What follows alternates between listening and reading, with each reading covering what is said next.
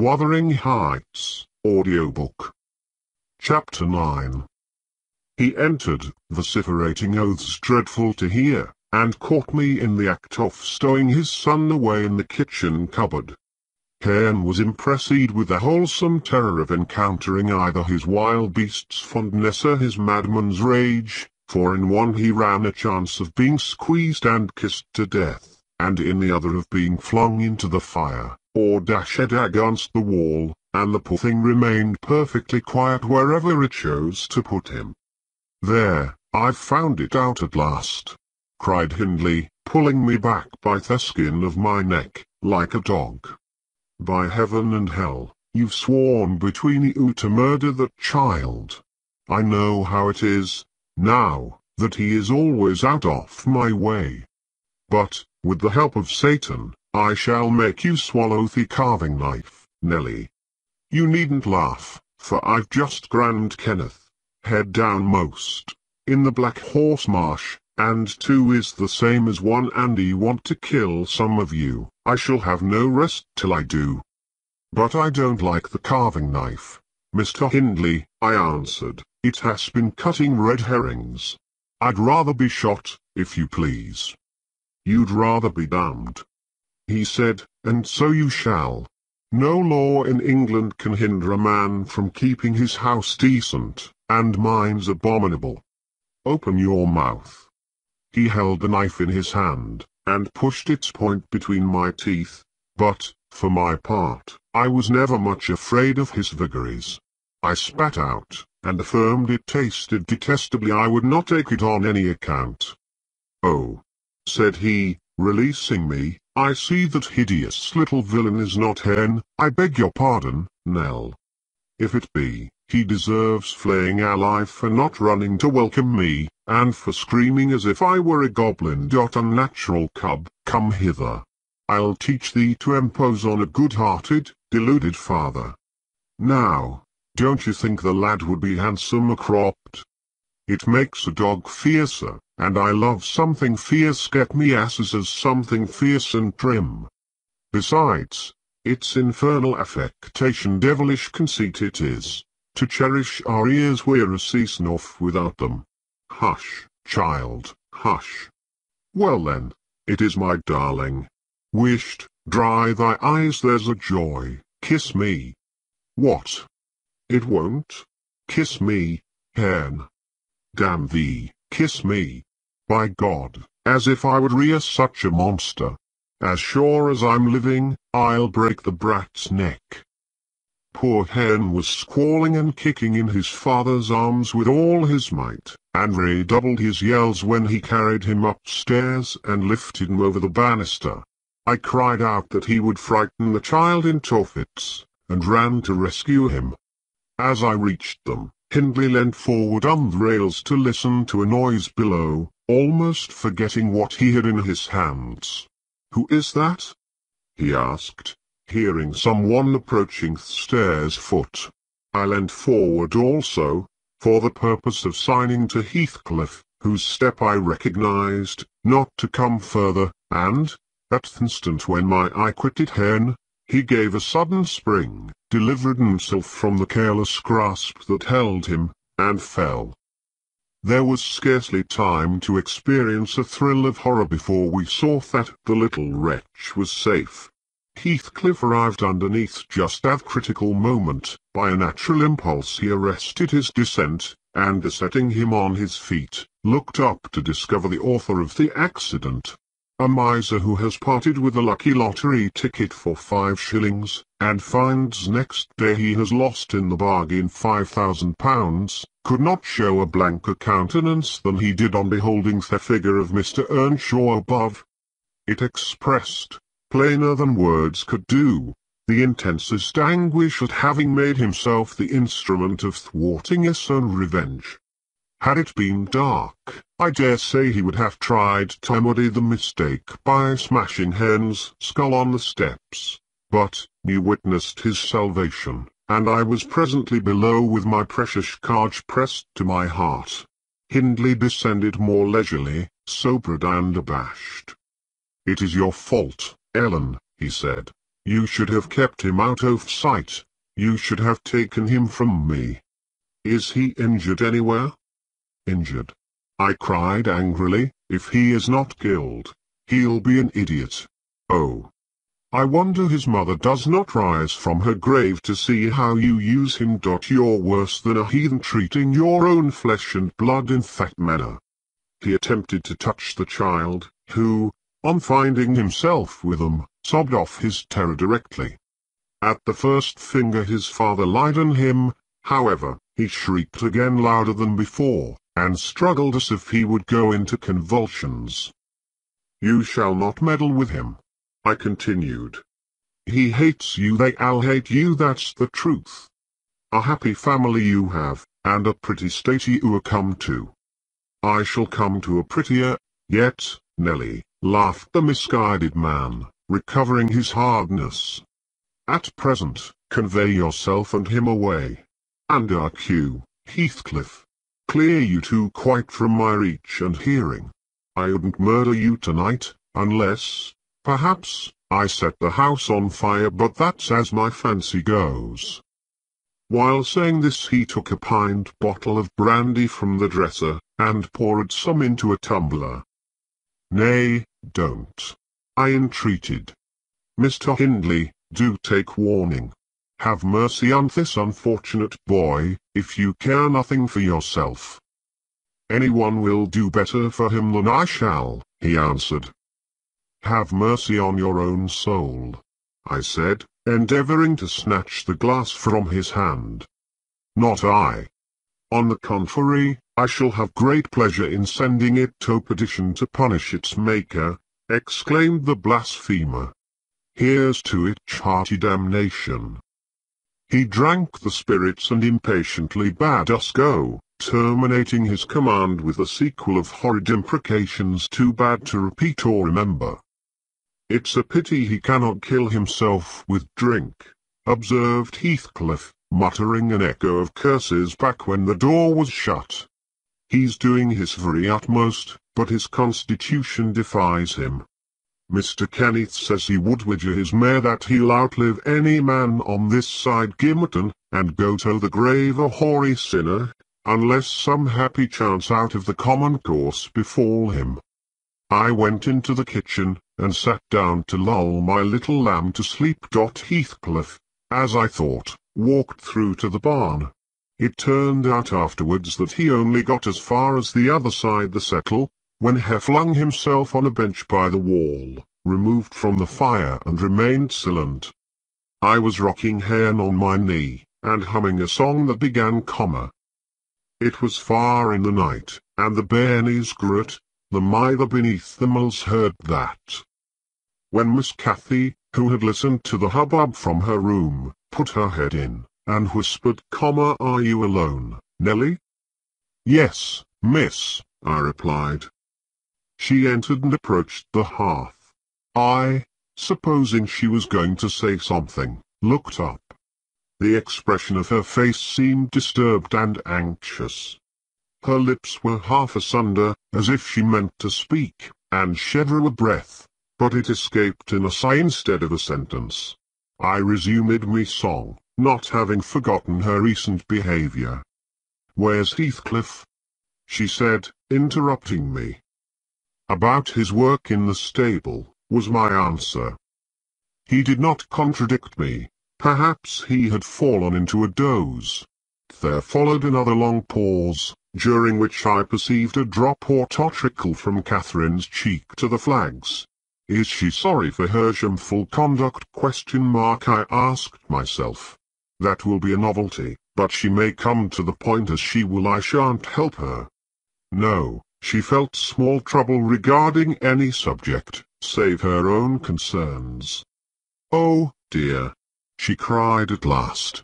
I'm very unhappy. A pity, observed I. You are hard to please, so many friends and so few cares, and can't make yourself content. Nelly, will you keep a secret from me? She pursued, kneeling down by me, and lifting her winsome eyes to my face with that sort of look which turns off bad temper, even when one has all the right in the world to indulge it. Is it worth keeping? I inquired, less sulkily. Yes, and it worries me, and I must let it out. I want to know what I shall do. Today, Edgar Linton has asked me to marry him, and have given him an answer. Now, before I tell you whether it was a consent or denial, you tell me which it ought to have been. Really, Miss Catherine, how can I know? I replied. To be sure, considering the exhibition you performed in his presence this afternoon, I might say it would be wise to refuse him, since he asked you after that. He must either be hopelessly stupid or a venturesome fool. If you talk so, I won't tell you any more, she returned, peevishly rising to her feet. I accepted him, Nelly. Be quick, and say whether I was wrong. You accepted him. Then what good is it discussing the matter? You have pledged your word, and cannot retract.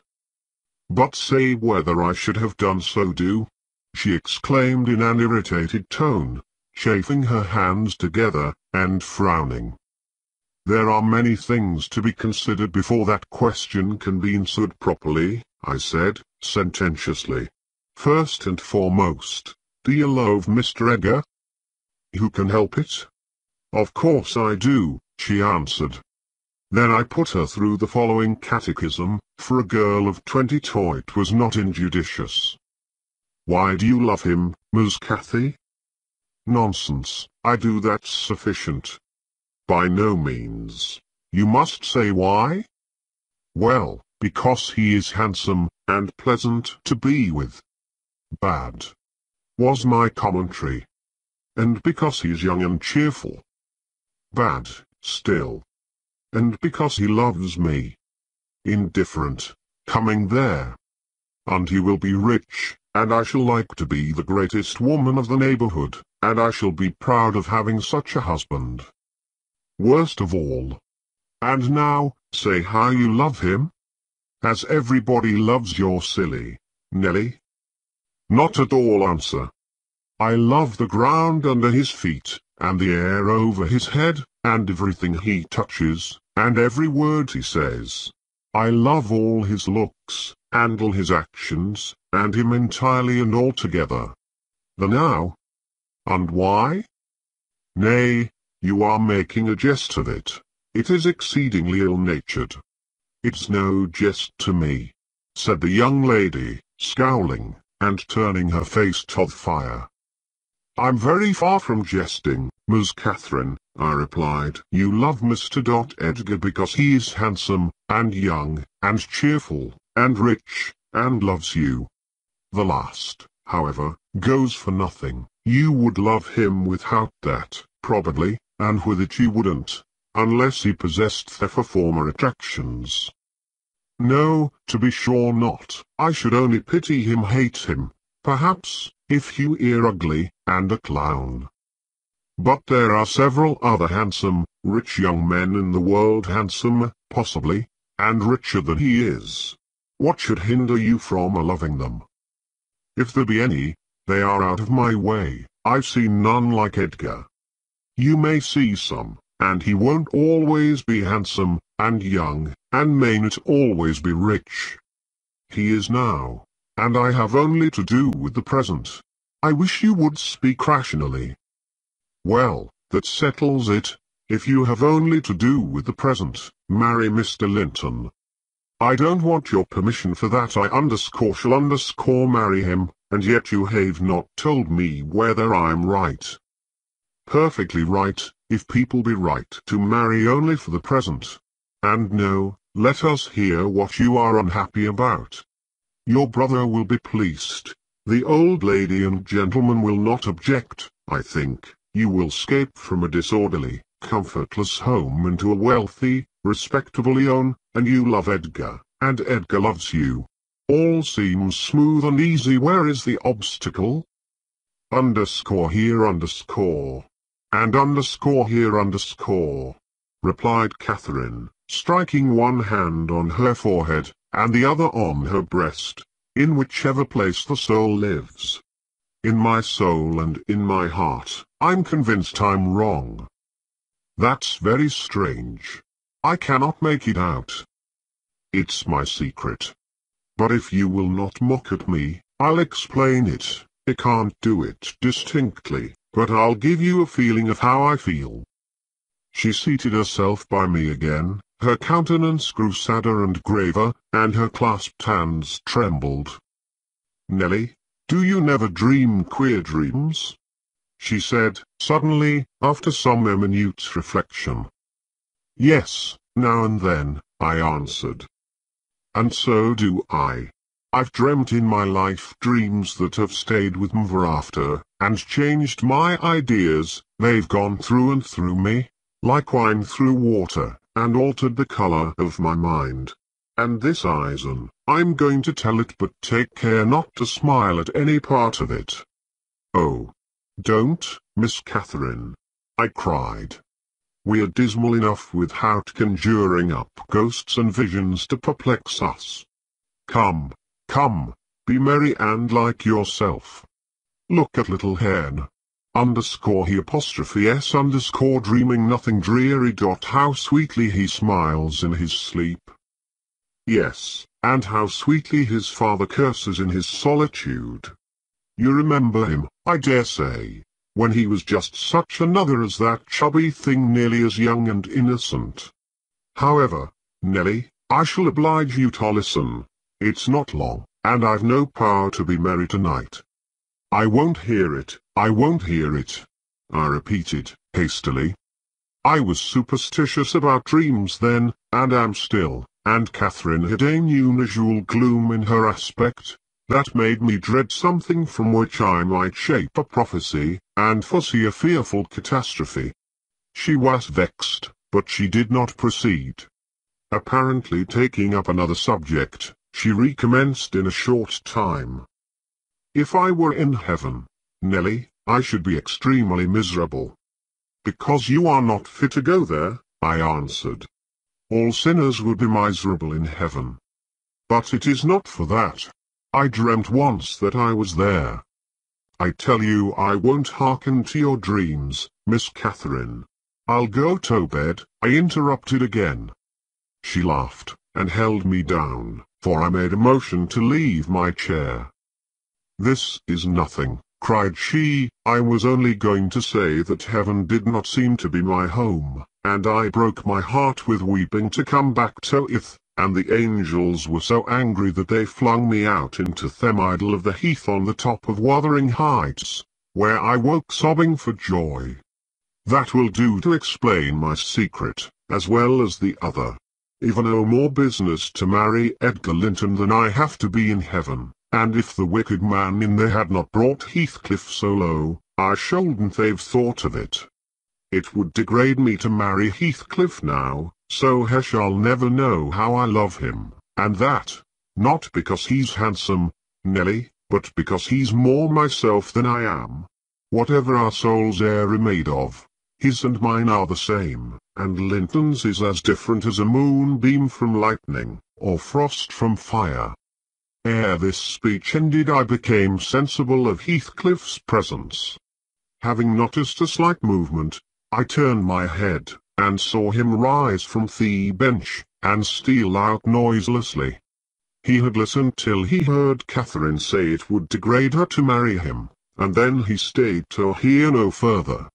My companion, sitting on the ground, was prevented by the back of the settle from remarking his presence or departure, but he started, and bade her hush.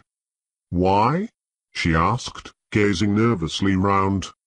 "Joseph is here," I answered, catching opportunely the roll of his cartwheels up the road, "and Heathcliff will come in with him. I'm not sure whether he were not at the door this moment." "Oh, he couldn't overhear me at the door," said she. "Give me hen, while you get the supper, and when it is ready ask me to sup with you. I want to cheat my uncomfortable conscience, and be convinced that Heathcliff has no notion of these things. He has not, has he? He does not know what being in love is. I see no reason that he should not know, as well as you," I returned, "and if you are his choice, he'll be the most unfortunate creature that ever was born.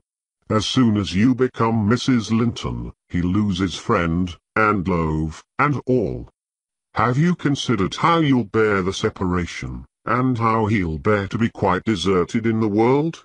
Because, Miss Catherine, he quite deserted.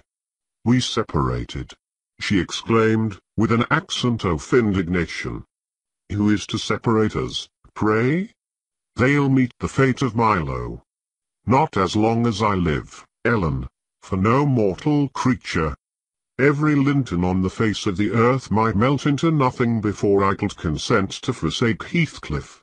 Oh, that's not what I intend, that's not what I mean. I shouldn't be Mrs. Linton were such a price demanded. He'll be as much to me as he has been all his lifetime. Edgar must shake off his antipathy, and tolerate him, at least. He will, when he learns of my true feelings towards him. Nelly, I see now you think me a selfish wretch, but did it never strike you that if Heathcliff and I married, we shall be beggars? Whereas, if I marry Linton I can aid Heathcliff to rise, and place him out of my brother's power." "With your husband's money, Miss Catherine?" I asked. "You'll find him not so pliable as you calculate upon, and, though I'm hardly a judge, I think that's the worst motive you've given yet for being the wife of young Linton." "It is not," retorted she, "it is the best. The others with the satisfaction of my whims, and for Edgar's sake, too, to satisfy him. This is for the sake of one who comprehends in his person my feelings to Edgar and myself. I cannot express it, but surely you and everybody have a notion that there is or should be an existence of yours beyond you. What were the use of my creation, if I were entirely contained here? My great miseries in this world have been Heathcliff's miseries, and I watched and felt each from the beginning. My great thought in living is himself. If all else perished, and he remained, I should still continue to be, and if all else remained, and he were annihilated, the universe would turn to a mighty stranger, I should not seem a part of it. My love for Linton is like the foliage in the woods, time will change it, I'm well aware, as winter changes the trees. My love for Heathcliff resembles the eternal rocks beneath, a source of little visible delight, but necessary. Nelly, I am Heathcliff.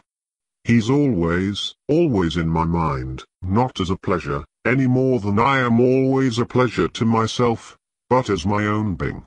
So don't talk of our separation again, it is impracticable, and—" She paused, and hid her face in the folds of my gown, but I jerked it forcibly away. I was out of patience with her folly. "If I can make any sense of your nonsense, miss," I said, "it only goes to convince me that you are ignorant of the duties you undertake in marrying, or else that you are a wicked, unprincipled girl. But trouble him with no more secrets, I'll not promise to keep them." "You'll keep that?" she asked, eagerly. "No, I'll not promise," I repeated. She was about to insist, when the entrance of Joseph finished our conversation, and Catherine removed her seat to a corner, and nursed Hen, while I made the supper. After it was cooked, my fellow servant and I began to quarrel who should carry some to Mr. Hindley, and we didn't settle it till all was nearly cold. Then we came to the agreement that we would let him ask, if he wanted any, for we feared particularly to go into his presence when he had been some time alone. "And how isn't that outcomed in Th Field, be this time? What ish about? Gert idle seeked?" demanded the old man, looking round for Heathcliff. "I'll call him," I replied. "He's in the barn, I've no doubt." I went and called, but got no answer. On returning, I whispered to Catherine that he had heard a good part of what she said, I was sure, and told how I saw him quit the kitchen just as she complained of her brother's conduct regarding him. She jumped up in a fine fright, flung Hen onto the settle, and ran to seek for her friend herself, not taking leisure to consider why she was so flurried, or how her talk would have affected him. She was absent such a while that Joseph proposed we should wait no longer. He cunningly conjectured they were staying away in order to avoid hearing his protracted blessing. They were a Linnaean for only foul manners, he affirmed, and on their behalf he added that night a special prayer to the usual quarter of an hour's supplication before meat, and would have tacked another to the end of the grace, had not his young mistress broken in upon him with a hurried command that he must run down the road, and, wherever Heathcliff had rambled, find and make him re-enter directly. I want to speak to him, and I must before I go upstairs, she said. And the gate is open. He is somewhere out of hearing, for he would not reply, though I shouted at the top of the fold as loud as I could. Joseph objected at first. She was too much in earnest, however, to suffer contradiction, and at last he placed his hat on his head, and walked grumbling forth. Meantime, Catherine paced up and down the floor, exclaiming, I wonder where he is, I wonder where he can be. What did I say, Nelly? I've forgotten. Was he vexed at my bad humour this afternoon? Dear, tell me what I've said to grieve him. I do wish he'd come. I do wish he would. What a noise for nothing, I cried, though rather uneasy myself. What a trifle scares you? It's surely no great cause of alarm that Heathcliff'll take a moonlight saunter on the moors, or even lie too sulky to speak to us in the hail, oft. I'll engage he's lurking there. See if I don't ferret him out. I departed to renew my search. Its result was disappointment, and Joseph's quest ended in the same. Yon lad gets war and war, observed he on re-entering. He's left the gate at full swing, and Mrs. Pony has trodden down 2 rigs o' corn, and plotted through, tore into meadow. Has some diver, Maister'll play devil to morn, and he'll do weel. He's patience itseln with sich careless, of old crater's patience itseln he is. But'll not be so alas ya see, all on ye. Ya munt he drive him out off his head for nowt. Have you found Heathcliff, you ass? Interrupted Catherine. Have ya been looking for him, as I ordered? I sud more like look for horse, he replied. It you'd be to more sense. But I can look for north a horse no man of an egg loiketh as black as Hindley. And Heathcliff's known chapter coomut _my_ whistle happen he'll be less harder hearing ye _. It was a very dark evening for summer. The clouds appeared inclined tot under, and I said we had better all sit down. The approaching rain would be certain to bring him home without further trouble. However, Catherine would not be persuaded into tranquillity. She kept wandering to and fro, from the gate to the door, in a state of agitation which permitted no repose, and at length took up a permanent situation on a side of the wall, near the road, where, heedless of my expostulations and the growling thunder, and the great drops that began to plash around her, she remained, calling at intervals, and then listening, and then crying outright. She beat Hen, or any child, but a good passionate fit of crying. About midnight, while we still sat up, the storm came rattling over the heights in full fury. There was a violent wind, as well as thunder, and either one or the other split a tree off at the corner of the building, a huge bough fell across the roof, and knocked down a portion of the east chimney stack, sending a clatter of stones and soot into the kitchen fire. We thought a bolt had fallen in the middle of us, and Joseph swung on to his knees, beseeching the Lord to remember the patriarchs Noah and Lot, and, as in former times, spare the righteous, though he smote the ungodly. I felt some sentiment that it must be a judgment on us also. The Jonah, in my mind, was Mr Earnshaw, and I shook the handle of his den that I might ascertain if he were yet living. He replied audibly enough, in a fashion which made my companion vociferate, more clamorously than before, that a wide distinction might be drawn between saints like himself and sinners like his master. But the uproar passed away in 20 minutes, leaving us all unharmed, excepting Cathy, who got thoroughly drenched for her obstinacy in refusing to take shelter, and standing bonnetless and shawlless to catch as much water as she could with her hair and clothes. She came in and lay down on the settle, all soaked as she was, turning her face to the back, and putting her hands before it. "Well, miss," I exclaimed, touching her shoulder, "you are not bent on getting your death, are you? Do you know what o'clock it is? 12:30. Come to bed. There's no use waiting any longer on that foolish boy. He'll be gone to Gimmerton, and he'll stay there now.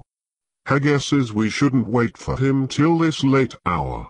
At least, I guesses that only Mr Hindley would be up, and he'd rather avoid having the door opened by the master." Nay, he's known at Gimmerton," said Joseph.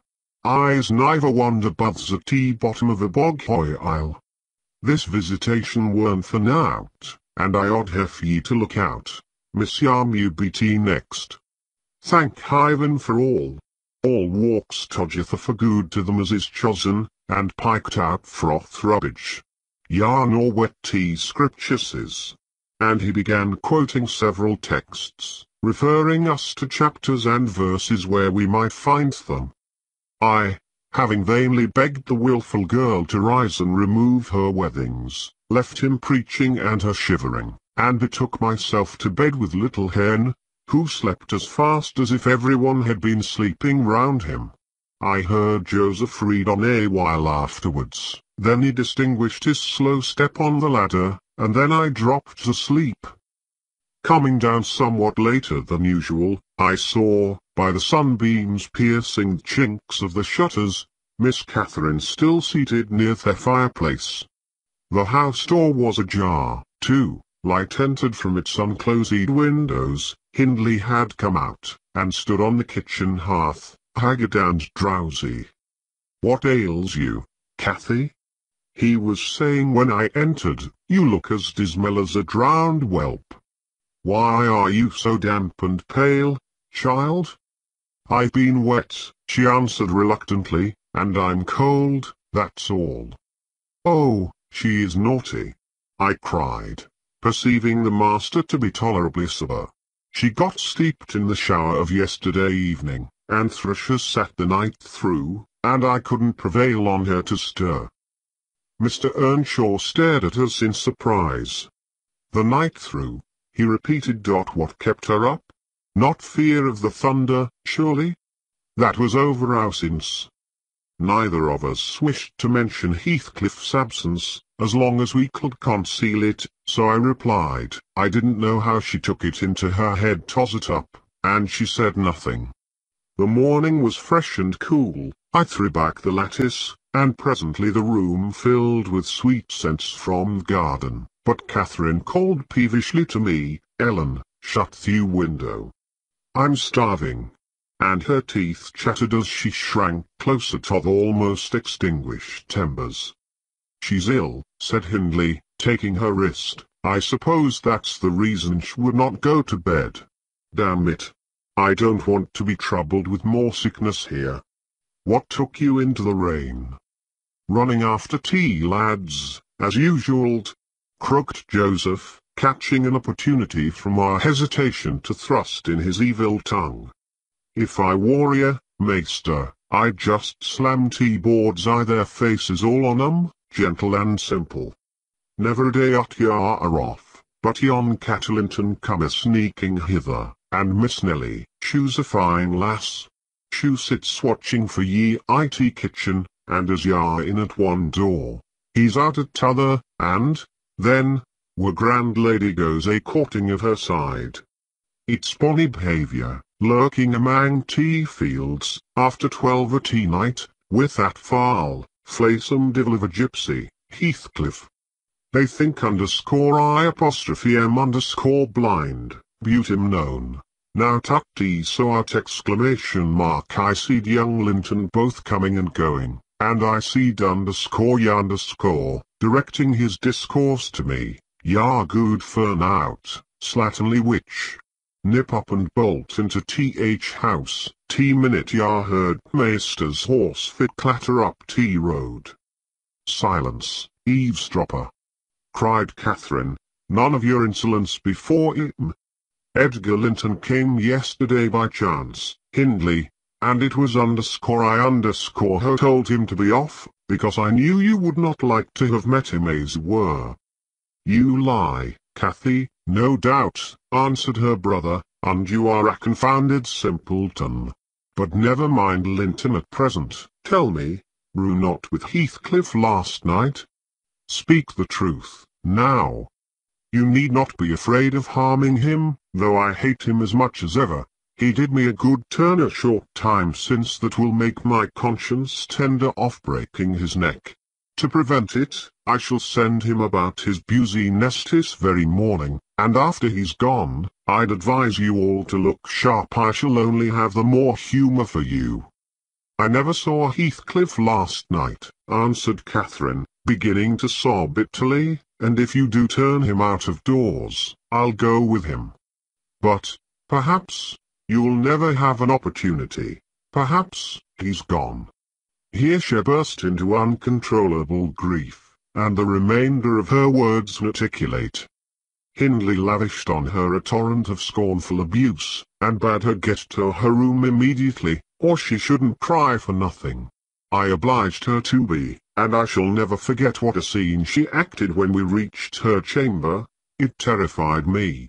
I thought she was going mad, and I begged Joseph to run for the doctor.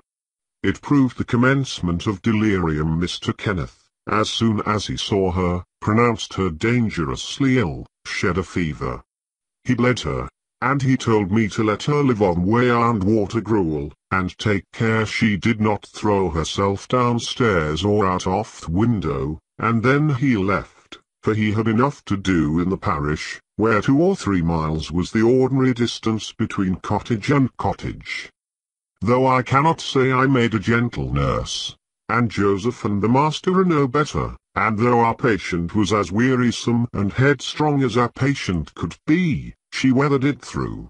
Old Mrs. Linton paid us several visits, to be sure, and set things to rights, and scolded and ordered us all, and when Catherine was convalescent, she insisted on conveying her to Thrushcross Grange, for which deliverance we were very grateful. But the poor dame had reason to repent of her kindness. She and her husband both took the fever, and died within a few days of the Acatha. Our young lady returned to us saucier and more passionate, and haughty than ever. Heathcliff had never been heard of since the evening of the thunderstorm, and, one day, I had the misfortune, when she had provoked him exceedingly, to lay the blame of his disappearance on her, where indeed it belonged, as she well knew. From that period, for several months, she ceased to hold any communication with me, save in the relation of a mere servant. Joseph fell under a ban also. He would speak his mind, and lecture her all the same as if she were a little girl, and she esteemed herself a woman, and our mistress, and thought that her recent illness gave her a claim to be treated with consideration. Then the doctor had said that she would not bear crossing much, she ought to have her own way, and it was nothing less than murder in her eyes for anyone to presume to stand up and contradict her. From Mr. Earnshaw and his companions she kept aloof, and tutored by Kenneth, and serious threats so far-fit that often attended her rages. Her brother allowed her whatever she pleased to demand, and generally avoided aggravating her fiery temper. He was rather too indulgent in humouring her caprices, not from affection, but from pride. He wished earnestly to see her bring honour to the family by an alliance with the Lintons, and as long as she let him alone she might trample on us like slaves, for aught he cared. Edgar Linton, as multitudes have been before and will be after him, was infatuated, and believed himself the happiest man alive on the day he led her to Gimmerton Chapel, 3 years subsequent to his father's death. Much against my inclination, I was persuaded to leave Wuthering Heights and accompany her here. Little Hen was nearly 5 years old, and I had just begun to teach him his letters. We made a sad parting, but Catherine's tears were more powerful than ours. When I refused to go, and when she found her entreaties did not move me, she went lamenting to her husband and brother. The former offered me munificent wages. The latter ordered me to pack up. He wanted no women in the house, he said, now that there was no mistress, and as to Hen, the curate should take him in hand, by and by. And so I had but one choice left, to do as I was ordered. I told the master he got rid of all decent people only to run to ruin a little faster. I kissed Hen, said goodbye, and since then he has been a stranger, and it's very queer to think it, but I've no doubt he has completely forgotten all about Helen Dean, and that he waits for more than all the world to her and she to him. At this point of the housekeeper's story she chanced to glance towards the timepiece over the chimney, and was in amazement on seeing the minute hand measure 1:30. She would not hear of staying a second longer. In truth, I felt rather disposed to defer the sequel of my narrative myself. And now that she is vanished to her rest, and I have meditated for another hour or two, I shall summon courage to go also, in spite of aching laziness of head and limbs.